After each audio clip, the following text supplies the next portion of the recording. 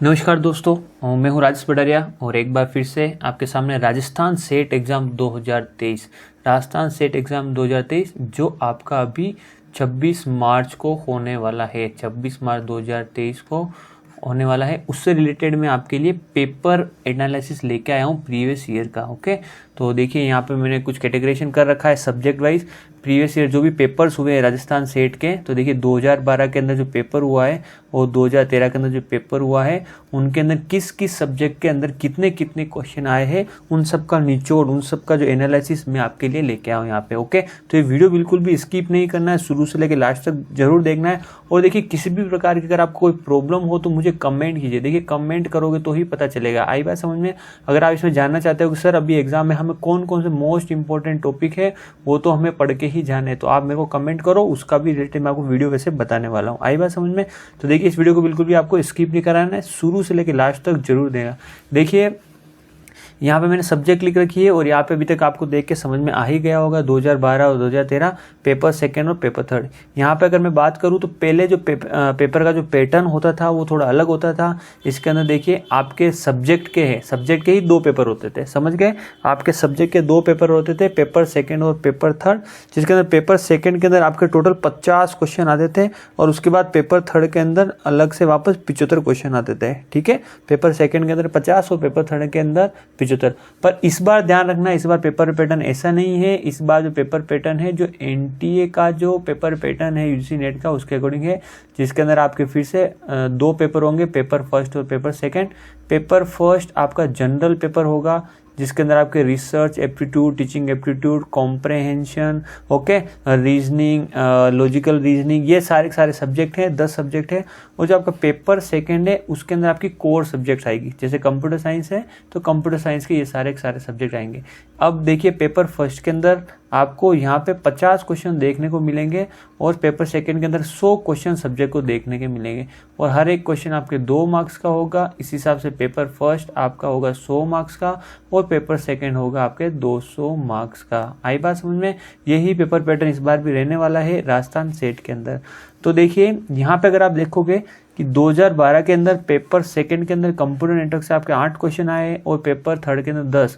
वहीं 2013 के अंदर देखोगे तो पेपर सेकंड के अंदर 10 और पेपर थर्ड के अंदर 10। तो यहाँ पे ध्यान रखना, कोर सब्जेक्ट के ऊपर आपको सबसे ज़्यादा फोकस करना है। मैं ये एनालिसिस रिसर्च इसलिए लेके आया हूँ, कोर सब्जेक्ट के ऊपर सबसे ज़्यादा फोकस करना है। यहाँ पर अगर मैं बताऊँ आपको तो देखिए computer network, DBMS, operating system, फिर यहाँ से अगर आप देखोगे तो डिजिटल इलेक्ट्रॉनिक्स, फिर data structure and algorithm, okay. और कहीं कहीं देखोगे तो इस बार TOC के अंदर भी काफ़ी अच्छे क्वेश्चन दिए गए थे पेपर थर्ड के अंदर। फिर देखिए यहाँ पे सॉफ्टवेयर इंजीनियरिंग के ऊपर इस बार ध्यान दिया जा रहा है। हाँ, अगर किसकी डिस्क्रीट मैथमेटिक्स कम है तो वहाँ से आपके क्वेश्चन कम आने के चांसेस है, क्योंकि देखिए थोड़ा सा इंजीनियरिंग पार्ट है, मैथ्स का पार्ट है, तो हल्का सा स्टूडेंट को उसको करने में प्रॉब्लम आती है। मुझे खुद को भी आती है, सीधी सी बात है।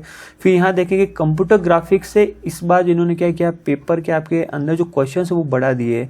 यहाँ पे देखोगे आप कि पेपर सेकंड के अंदर 2012 के अंदर कोई क्वेश्चन नहीं दिया, पेपर थर्ड के अंदर 2 क्वेश्चन दिए, पेपर सेकंड के अंदर 2013 के अंदर कोई क्वेश्चन दिया, वही पेपर थर्ड के अंदर एकदम से 7 क्वेश्चन दे दिए।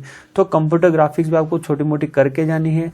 फिर C लैंग्वेज के अंदर 2013 के अंदर तो कोई क्वेश्चन नहीं दिया पेपर थर्ड के अंदर, पर C आपको करके जानी है। आई बात समझ में? तो ये जो कोर्स सब्जेक्ट है ना, 1 2 3 4 5, फिर यहाँ पे TSO के भी आप टिक मार्क कर लो, 6 7 8, ठीक है, कंप्यूटर ग्राफिक छोड़ लो। तो ये 7 जो आपको करके ही जानी है अच्छी तरीके से, ओके। तो देखिए यहाँ पे अगर डिफिकल्टी लेवल की मैं बात करूँ तो यहाँ पे कुछ स्टूडेंट्स को TOC और कंपाइलर को पढ़ने में मेरे ख्याल से प्रॉब्लम आ सकती है। ये जो 2 सब्जेक्ट को प्रॉब्लम आ सकती है, इस देखिए यहाँ इन दोनों को पढ़ने में प्रॉब्लम आ सकती है। फिर डिस्क्रीट मैथमेटिक्स को आपको पढ़ने में प्रॉब्लम आ सकती है, ओके।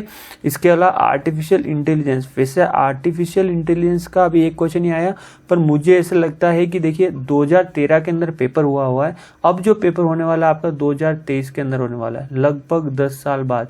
और टेक्नोलॉजी तो हर 5 साल के अंदर हाइक होती है, एक्सपोनेंशियली हाइक होती है। तो यहाँ पे तो 10 साल का गैप है। तो आप देखोगे 10 साल पहले आर्टिफिशियल इंटेलिजेंस इतना नहीं था जितना आज मजबूत है, मशीन लर्निंग इतनी नहीं थी। आई बात समझ में? तो इस बार मुझे लगता है कि आर्टिफिशियल इंटेलिजेंस के आपके क्वेश्चन, नंबर ऑफ क्वेश्चन आपके बढ़ने वाले हैं। तो यहाँ पे भी आपको थोड़ा सा ध्यान देना बहुत जरूरी है। इसके अलावा लैंग्वेज पार्ट है तो जावा है, आपको हल्का बहुत आइडिया रखना है, HTML ध्यान रखना है, XML है, C++ है, इन सब का आपको थोड़ा बहुत आइडिया होना चाहिए। सी को आप करके जाइएगा, है ना। सी से भी क्वेश्चन आने के बहुत चांसेस है। अगर आप देखोगे 2012 के अंदर 6 क्वेश्चन आए और लगभग सी से। तो देखिए, अगर आपने अभी तक प्रीवियस ईयर पेपर नहीं सोल्व किए हैं तो जरूर सोल्व कीजिए। प्रीवियस ईयर जो पेपर है मैंने तो कर लिए हैं। प्रीवियस ईयर पेपर 2012-2013 के वेबसाइट पे उपलब्ध है, rpsc.rajasthan.gov.in के ऊपर ये पेपर अवेलेबल है। आई बात समझ में? और यहाँ पे आप क्वेश्चन सेक्शन के अंदर जाइए, वहाँ मिल जाएगा, और आंसर की सेक्शन के अंदर जाएंगे, वहाँ पे आपको ये पेपर अवेलेबल हो जाएंगे। ओके, तो देखिए, किसी भी एग्जाम में आप बैठो उससे पहले आपको रिसर्च करना जरूरी है, एनालिसिस करना जरूरी है, या प्रीवियस ईयर क्वेश्चन पेपर के अंदर क्या क्या क्वेश्चन आए, किस किस तरीके से आए, उनको देखना बहुत जरूरी है। इससे आपको क्या पता चलेगा कि एक ओवरऑल आइडिया मिल जाता है हमें कि भाई पेपर किस लेवल का रहने वाला है। मैं आपको एक चीज़ वेरी क्लियर कर दूँ, पेपर जो लेवल है UGC नेट जितना तो नहीं है, पर मैं एक में आप बात बता दूँ, हम करने वाले राजस्थान सेट, इन दोनों के अंदर क्या डिफरेंस है बता दूँ। UGC नेट के अंदर आपको स्टेटमेंट वाइज क्वेश्चन पूछते, एक क्वेश्चन के अंदर आपको 1, 2 या 3 स्टेटमेंट दे देंगे, और फिर आपको पूछा जाएगा कि भाई कौन सा स्टेटमेंट सही है, फर्स्ट सही है, सेकंड या थर्ड सही है, या फर्स्ट गलत है, बाकी दोनों सही है। उसके कारण जो लेवल हो जाता है UGC नेट का क्या हो जाता है, अप हो जाता है। आई बात समझ में? पर राजस्थान सेट के अंदर अगर आप प्रीवियस ईयर पैटर्न को देखोगे, वहां पे डायरेक्ट एक ही सिंगल लाइन के क्वेश्चन पूछे गए। क्या पूछे गए? सिंगल लाइन के क्वेश्चन, और नीचे आपको 4 ऑप्शन दिए गए हैं। पर ध्यान रखना, कंसेप्ट जो है वो UGC नेट का ही है। ध्यान रखना, जो कंसेप्ट लिया गया है वो UGC नेट का ही लिया गया है। प्रीवियस ईयर अगर आपने क्वेश्चन पेपर किए हैं UGC नेट के, तो आप देखोगे कि राजस्थान सेट के अंदर बहुत सारे क्वेश्चंस आपको देखने को मिलेंगे, पर थोड़ा सा क्वेश्चंस को मॉडिफाई किया गया है, थोड़ा सा क्वेश्चंस को इजी करने की कोशिश की गई है। जो स्टेटमेंट वाइज क्वेश्चन के अंदर UGC नेट के अंदर सोचने में टाइम मिलता है, उसकी जगह में वहाँ पे राजस्थान सेट के अंदर सिर्फ एक लाइन के स्टेटमेंट वाले क्वेश्चन ही देखने को मिलते हैं। तो जो भी कंप्यूटर साइंस से तैयारी कर रहे हैं, मैंने, अगर आप मेरे चैनल से रेगुलर जुड़े हुए हो तो आपको पता है मैंने क्रैश कोर्स करवा दिया है। क्रैश कोर्स कराए हुए मुझे 15 दिन हो गए।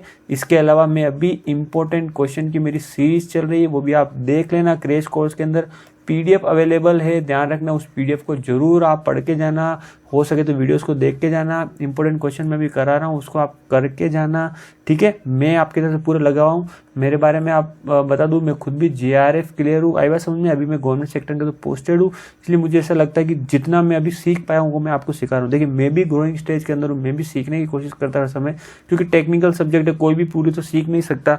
जितना जिसने सीख लिया है वो बताता चले।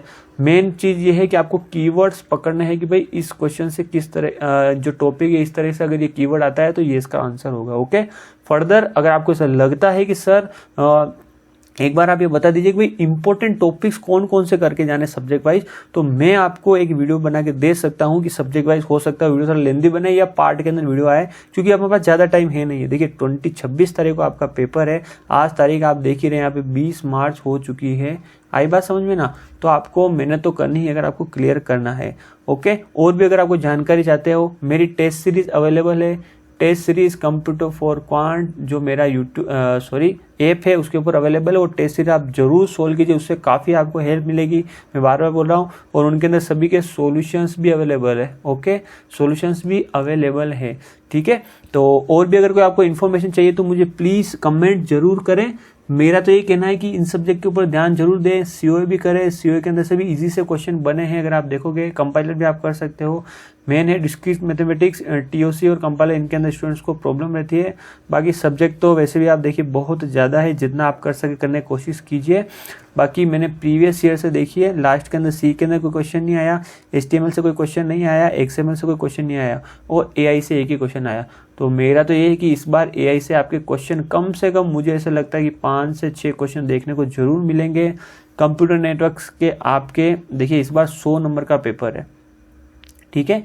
क्या है 100 नंबर का पेपर है। तो अगर अपन क्वेश्चन डिस्ट्रीब्यूट करें तो कोर सब्जेक्ट से आपको क्वेश्चन जरूर देखने को मिलेंगे। आपको कंप्यूटर नेटवर्क के श्योर है 10 के लगभग आज क्वेश्चन देखने को मिलेंगे, 8 से 10। अगर आप डीबीएमएस की बात करें तो यहाँ से मुझे ऐसा लगता है कि डीबीएमएस के अंदर आपको लगभग मुझे ऐसा लगता है कि 5 से 6 क्वेश्चन तो मिलेंगे। इसके अलावा आपको डेटा साइंस के ऊपर और नो एसक्यूएल के ऊपर क्वेश्चन देखने को मिल सकते हैं, वो श्योर मिलेंगे आपको। लगभग 2 क्वेश्चन वहाँ पे आपको देखने को मिलेंगे। ऑपरेटिंग सिस्टम के अंदर आपको क्वेश्चन देखने को मिलेंगे, कम से कम 6-7 मिल जाएंगे। सीओए इसके अंदर आपको कम से कम 3-4 क्वेश्चन मिल जाएंगे। डी फिर वेरी गुड सब्जेक्ट है, स्कोरिंग सब्जेक्ट है, इसके अंदर आपको फिर से 7-8 क्वेश्चन देखने को मिल जाएंगे।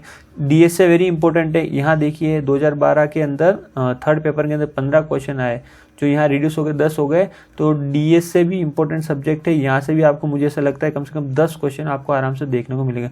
फिर अगर पेपर का लेवल इनको कम करना होगा तो टीओसी कम रखेंगे, कंपाइलर कम रखेंगे, फिर सॉफ्टवेयर इंजीनियरिंग थोड़ी सी इंक्रीज कर सकते हैं। डिस्क्रीट मैथमेटिक्स मुझे नहीं लगता कुछ ज़्यादा क्वेश्चन ये देंगे। प्रीवियस ईयर पैटर्न को हम देखते हुए मैक्सिमम सिर्फ 6 क्वेश्चन दिए हुए हैं अगर आप देखोगे तो। आई बात समझ में। फिर कंप्यूटर ग्राफिक्स मुझे लगता है कि थोड़ा सा रखेंगे, क्योंकि अगर पेपर आपको सिंपल रखना है ऑब्वियस सी बात है तो आपको थोड़ी इजी सब्जेक्ट के ऊपर ज़्यादा कंसंट्रेट करना होगा ना।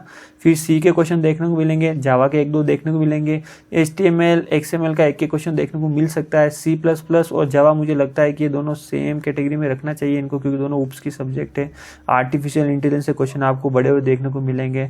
ओके, और कुछ क्वेश्चन ऐसे दिए दोस्तों वो तो मुझे ही समझ में नहीं आया कि कौन सी सब्जेक्ट के। ओके, तो मैंने उसको क्या कर दिया कि अदर के अंदर रख दिया। ठीक है, तो देखिए मैं आपके लिए बिल्कुल डेडिकेटेड तैयार हूँ, है ना। तो जो भी प्रॉब्लम हो जस्ट कमेंट मी। अभी सिर्फ 5 दिन बचे, आप जितना कहोगे मैं उतना आपके लिए वीडियो डाल सकता हूँ। ठीक है, दिन जगना पड़े रात जगना पड़े तो कमेंट करो कि सर आप इसके ऊपर बताइए, थोड़ा और डिटेल के बताइए, टॉपिक वाइज लेके आइए, तो मैं आपको लेके आऊँगा। बाकी डेटा मैंने आपको सारा का सारा दे दिया है, क्रैश कोर्स में करा दिया है, इंपॉर्टेंट क्वेश्चन की सीरीज मेरी चल रही है। मेरी तरफ से जितना एफर्ट और मैं कर रहा हूँ, पर प्लीज़ मेरे वीडियो को आप लाइक कीजिए, चैनल को सब्सक्राइब कीजिए और शेयर कीजिए अपने फ्रेंड्स के साथ। ओके, चलिए मिलते हैं हम हमारे नेक्स्ट वीडियो के अंदर। कमेंट कीजिए ताकि मुझे अगला वीडियो का बना पता चले।